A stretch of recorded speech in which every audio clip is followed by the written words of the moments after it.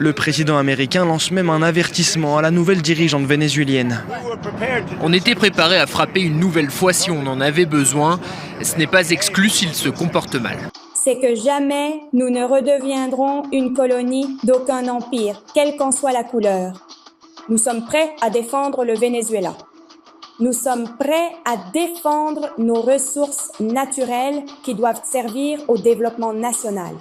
Nous sommes accompagnés du président du pouvoir législatif du Venezuela, le docteur Jorge Rodríguez, de la présidente du pouvoir judiciaire, la docteure Carilia Beatriz, et du président du pouvoir moral, le procureur général Tarek William Saab. Nous sommes également accompagnés du ministre de la Défense, du chef du CEO, du vice-président de la Sécurité citoyenne, du Conseil des vice-présidents et du chancelier de la République bolivarienne du Venezuela, ainsi que d'invités spéciaux que nous avons conviés à ce Conseil de défense. Depuis ici, nous exigeons la libération immédiate du président Nicolás Maduro et de son épouse Silvia Flor. On va se pencher aujourd'hui sur un scénario assez fou, un plan méticuleusement préparé pour renverser un chef d'État qui finit par se retourner complètement contre ses auteurs. C'est le point de départ de l'analyse d'une crise géopolitique majeure au Venezuela. Alors, tout commence par un véritable coup de tonnerre, la capture du président Nicolás Maduro. D'après la source, c'était censé être le début d'une opération éclair, rapide, décisive. Mais comme on va le voir, c'est là que les choses ont commencé à dérailler sérieusement. Pour bien comprendre ce qui s'est passé, il faut d'abord revenir au point de départ. Quel était ce fameux plan de Washington?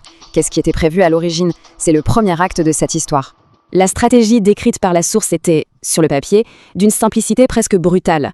D'abord, on neutralise le leader, le président Maduro. Ensuite, on met la main sur ce qui compte vraiment, les ressources, le pétrole. Et enfin, étape 3, on installe un nouveau gouvernement, un gouvernement en plus aligné. Un plan en 3 temps qui semblait vraiment imparable. Sauf que c'est précisément là que le scénario a volé en éclats. Au lieu d'une fracture interne, ce qui est décrit, c'est un sursaut d'unité nationale. L'armée, qui était censée basculer, reste loyale. Et au lieu de la soumission attendue, on assiste à une résistance féroce. C'est vraiment le premier grand retournement de situation. Et cette résistance, totalement inattendue, va s'incarner en une personne. Une figure que les stratèges, d'après la source, n'avaient absolument, mais alors absolument pas vu venir. Et voici Delcy Rodríguez.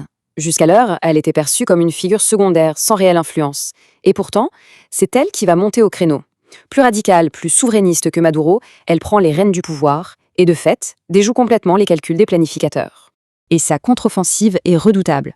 L'État vénézuélien, loin de s'effondrer, se resserre. C'est une véritable démonstration de force. Le législatif, le judiciaire, le militaire, tous les corps constitués, jusqu'au sommet, affichent publiquement leur soutien. Ils forment un bloc. Et le ton est donné immédiatement. Avec cette déclaration, très forte, le message de la nouvelle direction est « on ne peut plus clair ». Il y aura un combat et le Venezuela ne compte pas se soumettre. Et c'est là qu'on touche à une subtilité politique très importante. Il ne s'agit pas d'une prise de pouvoir.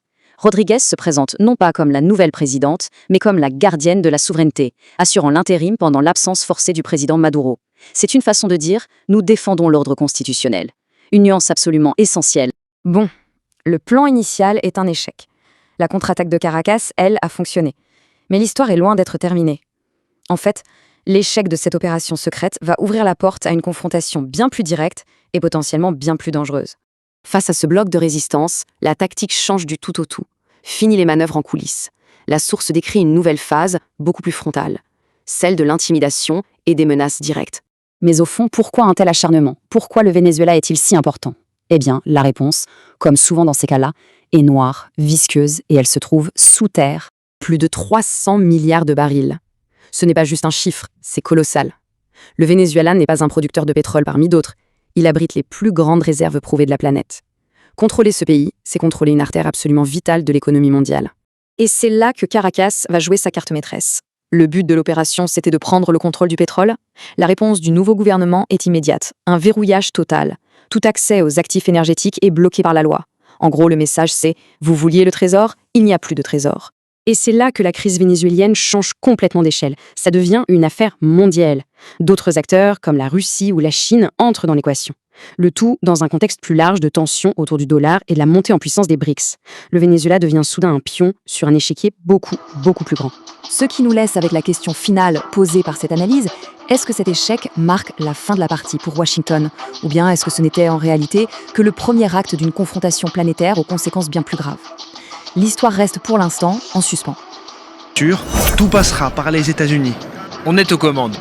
Vous avez parlé avec elle? On est aux commandes. Le président américain lance même un avertissement à la nouvelle dirigeante vénézuélienne. On était préparé à frapper une nouvelle fois si on en avait besoin. Ce n'est pas exclu s'il se comporte mal. Comme le peuple vénézuélien le sait bien, ainsi que la communauté internationale, aux premières heures de ce matin, exactement à 1h58 du matin, le gouvernement des États-Unis a lancé une agression militaire sans précédent contre la République bolivarienne du Venezuela. Cela constitue une terrible tâche dans le développement des relations bilatérales. Lors de cette opération militaire, le président Nicolás Maduro et la première dame, première combattante, Cilia Flores, ont été capturés. Nous avions déjà averti qu'une agression était en cours sous de faux prétextes, sous de fausses excuses et que les masques étaient tombés. Et il n'avait qu'un seul objectif, le changement de régime au Venezuela, et que ce changement de régime permette en plus la capture de nos ressources énergétiques, de nos ressources minérales, de nos ressources naturelles. Voilà le véritable objectif, et le monde ainsi que la communauté internationale doivent savoir que c'est ainsi.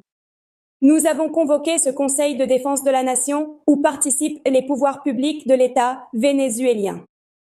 Nous sommes accompagnés du président du pouvoir législatif du Venezuela, le docteur Jorge Rodriguez, de la présidente du pouvoir judiciaire, la docteure Carilia Beatriz, et du président du pouvoir moral, le procureur général Tarek William Saab. Nous sommes également accompagnés du ministre de la Défense, du chef du CEO, du vice-président de la Sécurité citoyenne, du Conseil des vice-présidents et du chancelier de la République bolivarienne du Venezuela, ainsi que d'invités spéciaux que nous avons conviés à ce Conseil de défense. Depuis ici, nous exigeons la libération immédiate du président Nicolás Maduro et de son épouse Silvia Flor. Seul président du Venezuela, le président Nicolás Maduro. Voici le haut commandement le plus important de l'État vénézuélien, le haut commandement militaire, le haut commandement de l'État national, le haut commandement du Conseil des vice-présidents, ainsi que tous les facteurs politiques essentiels du pouvoir national au Venezuela sont désormais réunis. Mais il y a aussi, dans les rues du Venezuela, un peuple qui s'est mobilisé en réponse à un appel déjà lancé par le président de la République et qu'il avait prévenu si quelque chose arrivait au président Nicolás Maduro. Le peuple dans la rue, mobilisé. Le corps des militants sur leur lieu de travail, mobilisé.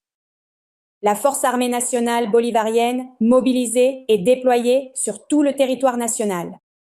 Les organismes de sécurité citoyenne, mobilisés. Tout le pouvoir national du Venezuela, mobilisé. Pour réaffirmer ce que nous sommes par héritage. En tant que fils et filles de Simón Bolívar. Comme par héritage, nous avons le devoir sacré de préserver, comme notre indépendance nationale, comme notre souveraineté, notre intégrité territoriale qui a été sauvagement attaquée à l'aube d'aujourd'hui. La communauté internationale a uni et élevé ses voix de soutien au Venezuela. Depuis la Chine, la Russie, l'Amérique latine, les Caraïbes, l'Afrique, l'Asie, les gouvernements du monde entier sont tout simplement choqués que ce soit la République bolivarienne du Venezuela qui soit la victime et la cible d'une attaque de cette nature, qui a sans aucun doute une certaine teinte sioniste. C'est vraiment honteux, comme l'a dit notre père le libérateur dans la lettre de Jamaïque. Le voile a été déchiré, nous avons déjà vu la lumière et l'on veut nous ramener dans les ténèbres. Les chaînes ont été brisées, nous avons déjà été libres et nos ennemis cherchent à nouveau à nous asservir. S'il y a une chose que le peuple vénézuélien et ce pays ont bien comprise, c'est que nous ne serons jamais plus des esclaves. C'est que jamais nous ne redeviendrons une colonie d'aucun empire, quelle qu'en soit la couleur. Je reprends les paroles du président Nicolás Maduro. Il y a à peine 2 jours, lors d'une interview télévisée, il réaffirmait publiquement la volonté de ce gouvernement de maintenir des relations de dialogue pour aborder un agenda constructif. Et la réponse a été cette agression qui viole de façon flagrante les articles 1 et 2 de la Charte des Nations Unies. Le président Maduro, qui a tendu la main au peuple des États-Unis, qui a confirmé, en véritable chef d'État, ce que doivent être les canaux de communication diplomatique, politique, institutionnelle d'État, d'un État qui assume les relations internationales pour le bien-être des peuples, qui assume les relations internationales pour l'amitié, pour la coopération et pour une relation respectueuse de la légalité internationale. Voilà qui nous sommes, les Vénézuéliens et les Vénézuéliennes. Et, par conséquent, nous appelons le peuple vénézuélien à rester calme afin d'affronter ensemble, dans une parfaite union nationale, que cette fusion policière, militaire, populaire devienne un seul corps et que nous sortions dans cette étape merveilleuse de défense de notre souveraineté, de notre indépendance nationale, que nous sortions unis comme un seul corps pour défendre notre cher Venezuela. Cette Venezuela que nous avons héritée de lui, l'homme le plus grandiose que l'histoire universelle ait connu. Cette Venezuela que nous avons héritée de Bolivar, de Simon Bolivar, de Miranda, d'Urdaneta, d'Ayacucho, de nos héros, de nos héroïnes, des martyrs qui se sont enracinés dans cette terre sacrée pour défendre la dignité d'un peuple qui ne se rend pas, d'un peuple qui ne capitule pas et qui ne sera jamais à nouveau une colonie. De personnes, ni d'anciens ancêtres, ni d'empires anciens, ni de nouveaux empires, ni d'empires en déclin. Nous sommes déterminés à la liberté. Ce que l'on fait subir au Venezuela est une barbarie. L'assiéger, le bloquer, c'est une barbarie qui viole tous les mécanismes du système international des droits de l'homme, qui viole et constitue des crimes contre l'humanité. Qu'aucun blocus ne prétende tordre la volonté de ce peuple. Nous avons déjà montré ce qu'a été l'année 2025 en luttant notre peuple, nos travailleurs, les entrepreneurs, les membres des communes, les paysans, les pêcheurs. Toute la Venezuela unie dans un seul concept productif pour garantir les biens et services à notre peuple, pour garantir la nourriture, pour garantir les médicaments, pour garantir les biens essentiels. Eh bien, nous appelons à la défense de la vie pour qu'aucun Vénézuélien ni aucune Vénézuélienne ne soit laissé de côté, car les extrémistes qui ont promu cette agression armée contre notre pays, l'histoire et la justice leur feront payer. Nous n'en doutons absolument pas. Le peuple vénézuélien les a déjà relégués, là où ils doivent être, dans la poubelle de l'histoire, et le peuple vénézuélien en est conscient. Le peuple vénézuélien, dont la flamme sacrée de la patrie brûle avec éclat, est indigné par l'enlèvement, à la fois illégal et légitime, du président et de la première dame, la première combattante Sylvia Floyd. Tout le Venezuela est en état d'alerte suite au décret signé par le président Maduro, l'unique président du Venezuela. Il n'y a qu'un seul président dans ce pays, Maduro. Nicolás Maduro, Moro. Et après avoir signé le décret, nous poursuivons notre travail au sein de ce Conseil. De la défense de la nation à la remise au président de la Cour suprême de justice pour son soutien constitutionnel approprié au sein de la Chambre constitutionnelle. Tout ce qui est inscrit dans la Constitution, nous l'avons appris du commandant Chavez face à l'adversité, face au coup d'État, face au sabotage pétrolier. Nous sommes prêts à défendre le Venezuela. Nous sommes prêts à défendre nos ressources naturelles qui doivent servir au développement national. Aujourd'hui, le peuple vénézuélien a une très grande conscience de ce que représentent ces hydrocarbures et de ce que signifient ces ressources énergétiques. Eh bien, ce Conseil de défense de la nation est activé. Il est désormais établi et dans l'attente de la Chambre constitutionnelle dont nous espérons qu'elle pourra se réunir dans les prochaines heures. Déjà, le soutien au décret de commotion externe qui a été approuvé, établi par le président et signé par le président Nicolás Maduro. Et tout ce qui est prévu dans ce décret de commotion externe doit être exécuté à partir de ce moment. À notre Venezuela, à notre peuple, il y a ici un gouvernement avec une vision claire. Et je répète, je le redis, je reprends les paroles du président. Nous sommes ouverts aux relations respectueuses. Nous sommes ouverts aux relations dans le cadre du droit international et des lois de la République bolivarienne du Venezuela. C'est la seule chose que nous accepterons pour ce type de relation.